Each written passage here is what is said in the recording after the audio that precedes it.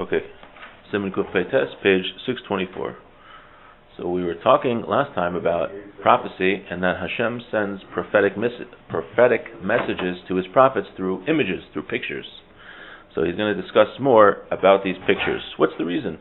Amr Hanashama, Adayin Tzricha Ani Ladas. I still want to know. What's the purpose of these images? If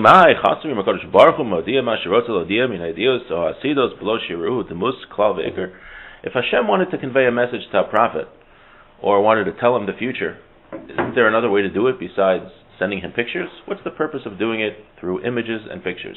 And that's what the Ramchal is going to talk about for the next few pages. Amr HaSeichel, says the intellect. I can answer you in a very simple way. Hashem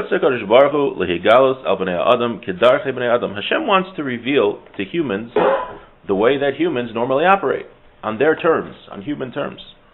Like we already explained, right?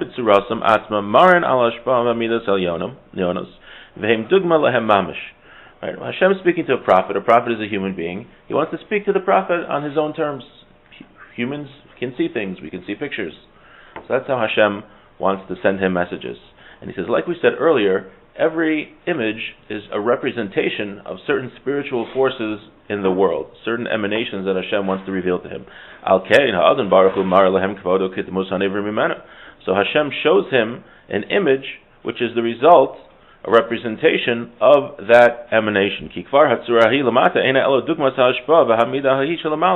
When Hashem shows him an image, that's a representation of the attribute that he's using. For example, we said Hashem wants to show him an image of a lion. That's the representation of the divine power. Divine power. So that's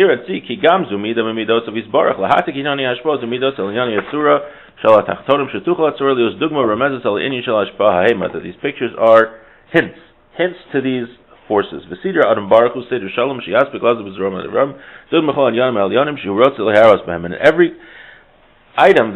every idea that Hashem wants to show a person could be represented by a different image. That even every aspect of the image could demonstrate an idea. That no aspect is by chance.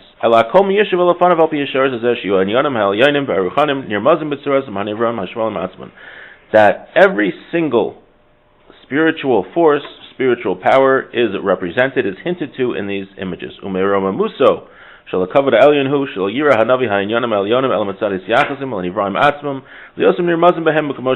Hashem, in deciding to show these ideas to a prophet, wanted to show the prophet through these representations, because these representations is what the prophet could relate to.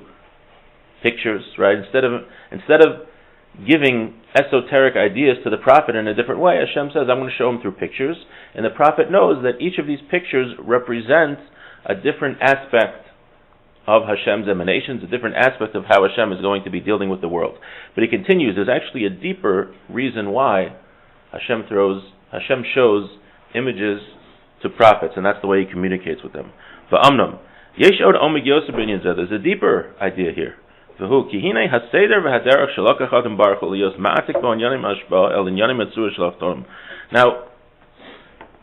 we said that the pictures represent different emanations of Hashem. There's a certain reason why Hashem does it like that. Like we explained. He says the emanations that Hashem uses causes things to appear in certain ways. What does that mean? I'll give you an example. Since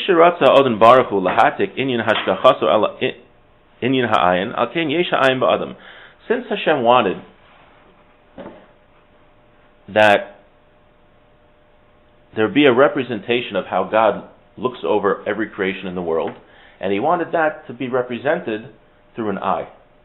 That's a representation of the fact that Hashem looks over and is constantly aware of everything going on in the world. That's why a human being has an eye. A human being has an eye only because of that emanation of Hashem.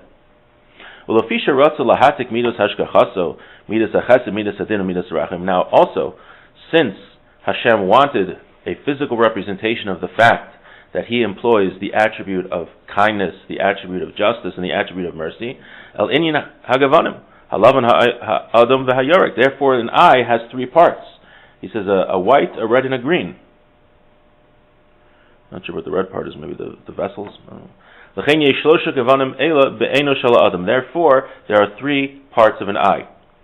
So he's saying a very deep idea here, that another reason why God reveals his messages through images is through these images the prophet will understand how every physical being is directly created, how it's created through Hashem's emanations and through his power.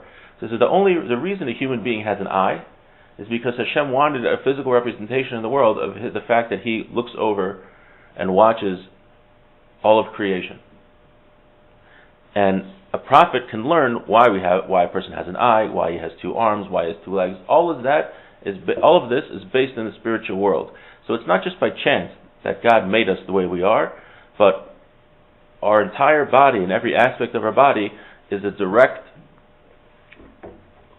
cause of these emanations that Hashem made. It's a different representation of different aspects of how God deals with the world. And like he's saying, the eye is a representation of the fact that he looks over the world. And if Hashem didn't want these to be represented in this way, we wouldn't have eyes. Right? If Hashem didn't want the fact that the eye would represent his looking over the world, then a human being wouldn't have eyes. We would have different limbs and different organs to be alive. This is obvious.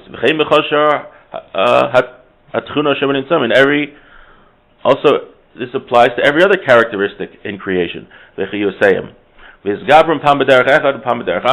the different forces that happen, and all the different changes that happen in different physical creations. Every physical being in the world is dependent on how Hashem wanted his spiritual emanations to be represented in the physical world. So this is a very big thing in the physical world. Therefore, Hashem communicates his messages through these pictures. So therefore, the prophet can understand these emanations and how they relate to every image in the lower world. Hashem is revealing a big secret to the prophets when he reveals his messages through images. So they can understand how it's impacted. And all the differences that happen because of this. The prophets see big lights and little lights, going up or going down, traveling or stationary, and they see many images that are related to the images in the lower world. Like we find in the verses in the Torah, right? Like we mentioned, when you look in Tanakh, you constantly see the prophets were seeing different pictures, like Yecheskel and the chariot, and there were images on the chariot. They all represented different things, and they all showed, like we just said before, how Hashem's emanations reveal themselves in the physical world. And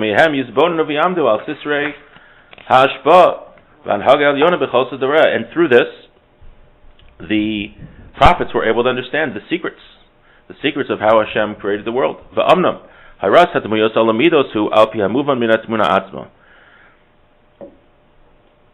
Derek Marshall, for example, is going to give another example. Hatsura hakaduras habakefes. And let's say a prophet would see the image of a sphere or a circle. She'ein ba lo yamin v'lo small. It doesn't have a right, it doesn't have a left. Lo rosh v'lo sof. It doesn't have a beginning, it doesn't have an end. Hine Torah al hashkafa achas klalos hamakefes kol inyan asher tashkif ale b'shava. When a prophet sees a sphere or an image, it's to show the idea that Hashem watches over everything equally. But let's say a prophet sees an image of a line. Yamin smo ve'emtza. A line has a right, a left, and a middle. V'yesh bo rosh v'raglayim, has a head and has feet, has a bottom. Torah al hashkafa mudregas upratis. That's to demonstrate when Hashem looks over people and rewards them and treats them in a different way. So a circle would show that Hashem is dealing with the world, everything being equal, and a line, if a prophet would see that, shows that he's dealing with people differently. He's going to explain in a moment. Because a line goes from the top to the bottom. There's different levels, a hierarchy.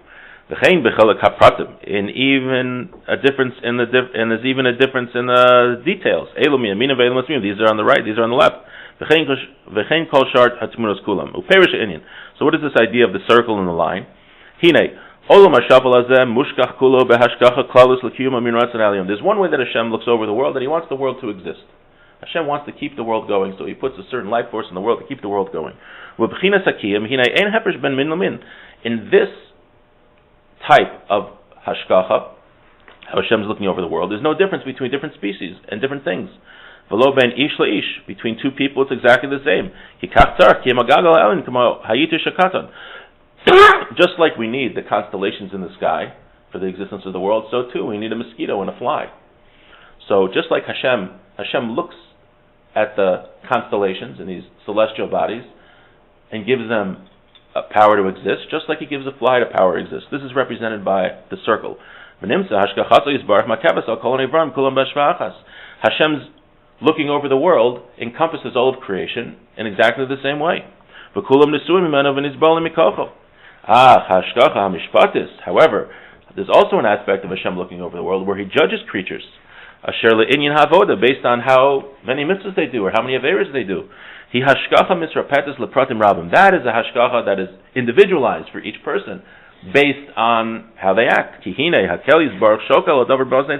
weighs everything on a scale. Is He going to reward this person or do bad to this person? Everything based on the details. So He says the circle, there's two ways that Hashem looks over the world. One is Hashem wants to keep the world going.